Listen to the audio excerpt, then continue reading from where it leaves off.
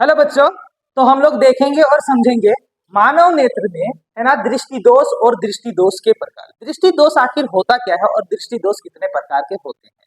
तो कभी कभी आपने गौर किया है या कभी कभी आपके साथ भी हुआ होगा। कभी ऐसा भी हुआ है ना, बचपन में या कभी भी हो सकता है, किसी भी उम्र में हो सकता है, क्योंकि दृष्टि दोष किसी भी उम्र में हो सकता है। कभी कभी ऐसा भी आपने महसूस किया होगा कि नजदीक का वस्तु नहीं दिखाई दे रहा है लेकिन दूर का वस्तु दिखाई दे रहा है ना। कभी कभी ऐसा हो सकता है कि दूर का वस्तु दिखाई दे लेकिन नजदीक का वस्तु नहीं दिखाई दे। कभी कभी ऐसा भी होता है किसी के साथ कि ना दूर का वस्तु स्पष्ट दिखाई देता है ना नजदीक का वस्तु स्पष्ट दिखाई देता है। तो जब हमारी आंखों में है ना या आंखों के द्वारा किसी भी वस्तु को स्पष्ट ना देख पाना है ना, किसी वजह से उसमें विकार उत्पन्न हो जाना, किसी त्रुटिपन उत्पन्न हो जाना मानव नेत्र में, यही कहलाता है दृष्टि दोष, है ना, देखने की दोष। तो देखने की दोष को ही हम लोग क्या बोलते हैं? दृष्टि दोष बोलते हैं। अब ऐसा होता क्यों है? ऐसा क्या कारण है? हमारे आंखों में दृष्टि दोष उत्पन्न होने का क्या कारण हो सकता है? क्यों हम किसी भी वस्तु को नहीं देख सकते हैं, या दूर का वस्तु को या नजदीक का वस्तु को, या फिर नजदीक या दूर दोनों के वस्तु को? तो ऐसा है ना, हम लोग और विस्तृत रूप से समझने का कोशिश करें तो ऐसा इसलिए उत्पन्न होता है क्योंकि हमने पिछले वीडियोज में देखा था समंजन क्षमता। समंजन क्षमता क्या होता है कि दूर या नजदीक की वस्तु को देखने के लिए मानव नेत्र में जो नेत्र लेंस होता है, नेत्र लेंस अपनी फोकस दूरी को सिलियरी पेशी की मदद से क्या करता है? उसको समायोजित करता है, एडजस्ट करता है। तो ये हमारा सिलियरी पेशी होता है। क्या होता है ये? सिलियरी पेशी। अब सिलियरी पेशी के साथ में ही ये नेत्र लेंस लटका होता है।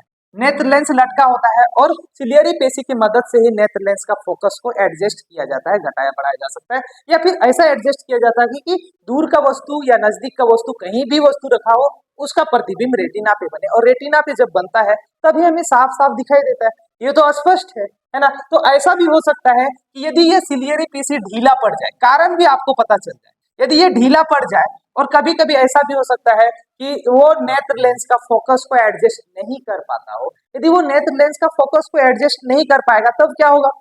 तब क्या होगा कि उस कंडीशन में ऐसा भी हो सकता है कि दूर का वस्तु का प्रतिबिंब रेटिना पे ना बन रहा हो, या फिर नजदीक का वस्तु का प्रतिबिंब रेटिना पे ना बन रहा हो। दोनों कंडीशन हो सकता है। इस कंडीशन में ऐसा हो सकता है कि या तो प्रतिबिंब, जो वस्तु का प्रतिबिंब, ये रेटिना है ना, रेटिना से पहले बन रहा होगा, इधर कहीं बन रहा होगा, या फिर रेटिना के बाद कहीं बन रहा होगा, क्योंकि है ना समंजन क्षमता खो देने के कारण से, सिलियरी पेशी कमजोर हो जाने की वजह से, सिलियरी पेशी में कमजोरी वजह आने से, या फिर नेत्र गोलक, हम लोग दूसरा रीजन बोल सकते हैं नेत्र गोलक, नेत्र गोलक के आकार में चेंज हो जाने से, है ना, कभी कभी ऐसा होता है कि रेटिना पर किसी भी वस्तु का स्पष्ट प्रतिबिंब नहीं बनता है, और इसी को हम लोग बोलते हैं दृष्टि दोष।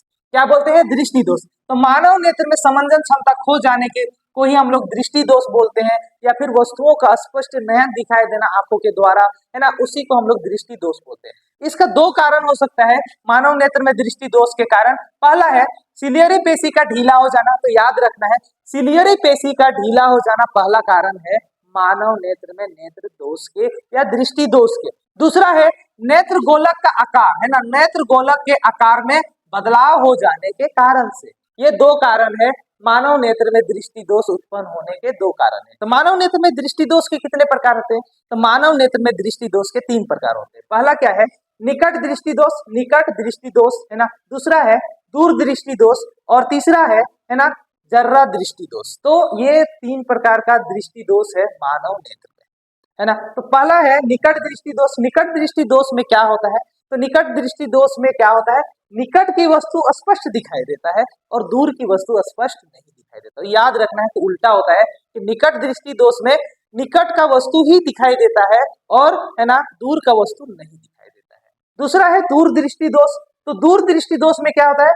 दूर का वस्तु स्पष्ट दिखाई देता है, नजदीक का वस्तु स्पष्ट नहीं दिखाई देता है। तो दूर दृष्टि दोष में दूर का वस्तु ही हम लोग स्पष्ट देख सकते हैं, नजदीक का वस्तु को हम लोग स्पष्ट नहीं देख सकते हैं। और इसके बाद है तीसरा प्रकार का जो दृष्टि दोष है, वो है जर्रा दृष्टि दोष। जर्रा दृष्टि दोष में क्या होता है ना, ना दूर की वस्तु और ना ही है ना नजदीक की वस्तु को हम लोग स्पष्ट देख सकते हैं। तो जर्रा दृष्टि दोष ये अलग प्रकार का दृष्टि दोष है, जिसमें कभी कभी होता है कि हम नजदीक का वस्तु को नहीं देख पाते हैं, कभी कभी ऐसा भी होता है दूर का वस्तु को नहीं देख पाते हैं।